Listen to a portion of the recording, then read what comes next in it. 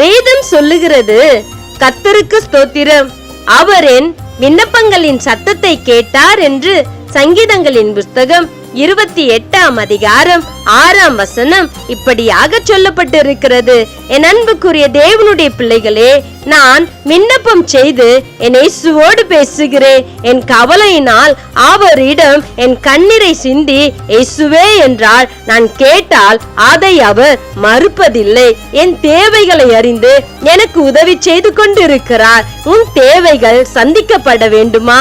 என் அன்பு சகோதரியே, சகோதரனே, விளக்கிற்கு வெளிச்சம் தரந்தான் தெரியும். அதுபோல என் ஆண்டவராகிய இயேசு கிறிஸ்துவிடம் இந்த நேரத்தில் ஏதோ தேவையோடு இருக்கலாம்.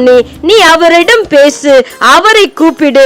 உன் தேவைகள் என்னவா இருந்தாலும் அதை சந்திக்க அவர் வல்லவராய் இருக்கிறார். கர்த்தர் தாமே உங்களை ஆசீர்வதிப்பாராக. ஆமேன்.